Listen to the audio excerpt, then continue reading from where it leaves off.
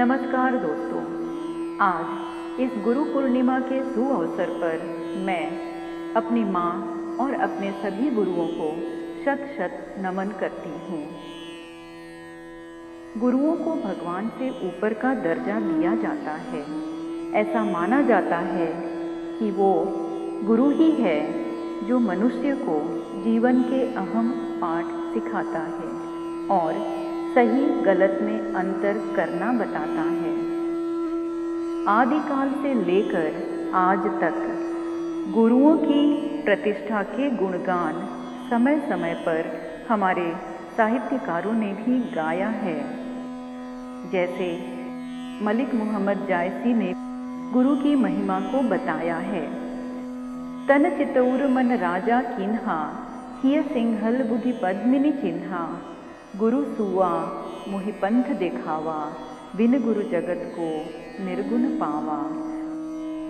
आत्मिक प्रगति के लिए उदार मना तप संपदा के धरती के प्राणवान मार्गदर्शक की आवश्यकता पड़ती है, जो न केवल शिष्य की आवश्यकता, कठिनाई एवं समस्याओं को गहराई में समझे और उसका समाधान बताए, बल्कि आवश्यकता पड़ने पर अपनी तप संपदा का एक अंश देकर उसे पार कराए।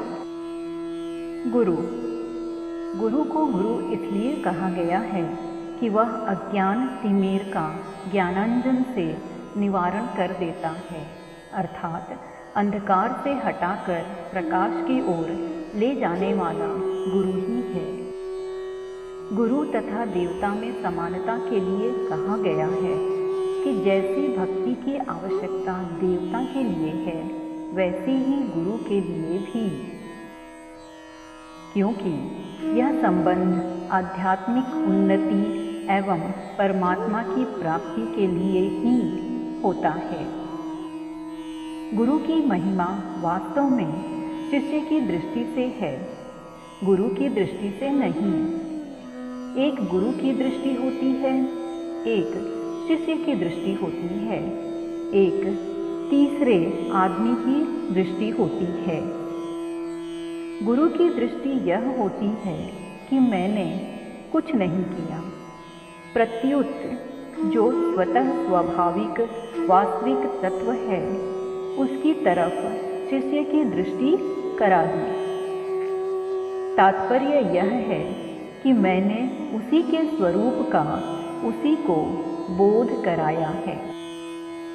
अपने पास से उसको कुछ दिया ही नहीं।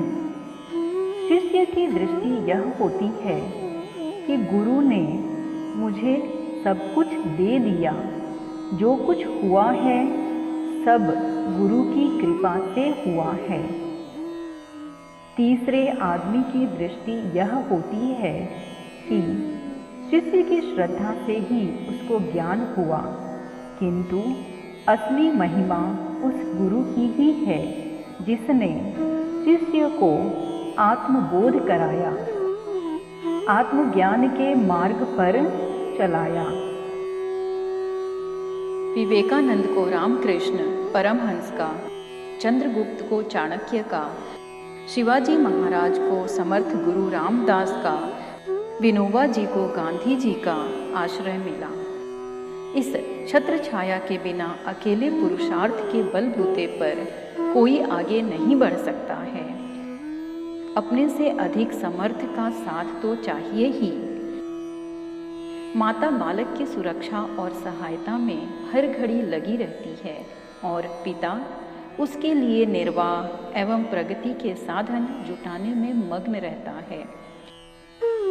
आध्यात्मिक क्षेत्र में ये दोनों ही कार्य एक गुरु को करने पड़ते हैं। बिना उपयुक्त मार्गदर्शक के भी कुछ लोग एकलव्य की तरह मात्र अपनी निष्ठा के बल पर उच्च स्तरीय प्रगति कर लेते हैं, पर यह एक अपवाद है। सामान्य नियम तो यही है जो कृष्ण ने सांदीपन का, राम ने विश्वामित्र का और पांडवों ने गुरु द्रोणाचार्य का आश्रय लेकर अपनाया था। बिना गुरु मार्गदर्शक के हम बहुत आगे तक नहीं चल पाएंगे। अर्थात हमें गुरु का साथ तो चाहिए ही, अन्यथा हमारी जीवन रूपी नाव संसार रूपी सागर में डूब जाएगी। हमें गुरु का मार्गदर्शन मिले, अतः ईश्वर भी हमारा मार्गदर्शन उसी दिशा में प्रशस्त कर रहे हैं। गुरु गोविंद दो खड़े, काखे लागू पाए, बलिहारी गुरु आपने, गोविंद दियो बताए। मैं संसार के सभी गुरुओं को नमन करते हुए उनके चरणों में शीश झुकाती हूँ। धन्यवाद।